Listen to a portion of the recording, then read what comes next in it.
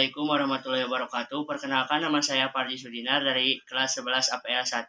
Di sini saya akan menjelaskan tentang potensiometri. A. Pengertian potensiometri. Potensiometri merupakan metode analis kimia berdasarkan hubungan antara potensial elektroda relatif dengan konsentrasi larutan dalam suatu sel kimia. Metode ini untuk menentukan titik setara suatu titrasi secara instrumental sebagai pengganti indikator visual. B. Prinsip kerja potensiometri. Prinsip kerja titrasi potensiometri larutan sampel larutan KOH dengan volume tertentu ditempatkan dalam gelas beker atau Erlenmeyer, dan larutan penitar atau larutan baku atau titran larutan asam oksalat ditempatkan dalam buret. Contoh gambar rangkaian alat potensiometri. Di sini ada voltmeter untuk mengukur katoda dan anodanya.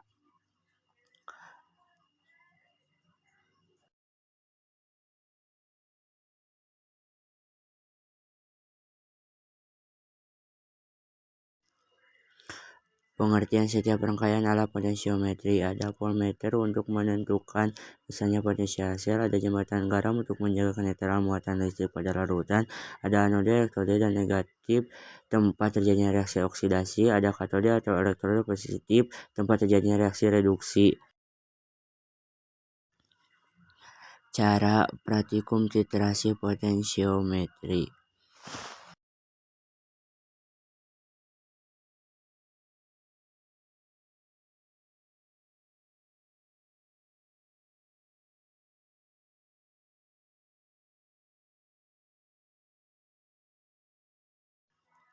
Judul percobaan. Judul percobaan ada pembakuan larutan KOH dengan titrasi potensiometri.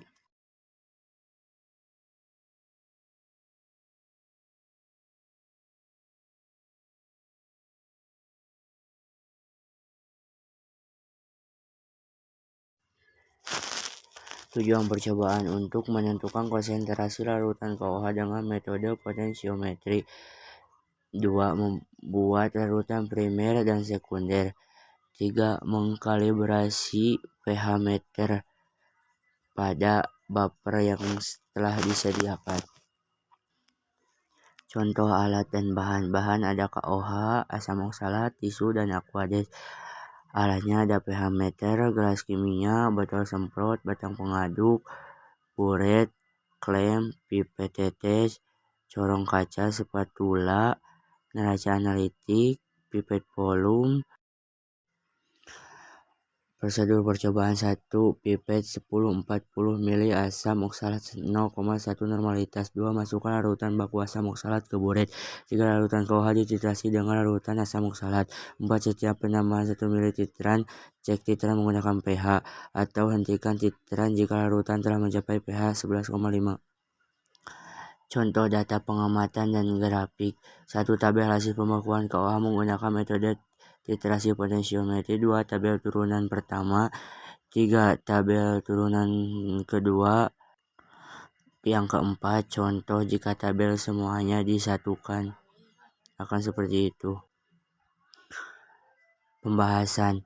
Larutan KOH dititrasi dengan larutan asam oksalat hingga mencapai titik akhir, yaitu ada lonjakan pH yang diakibatkan oleh OH- yang habis bereaksi dengan H+.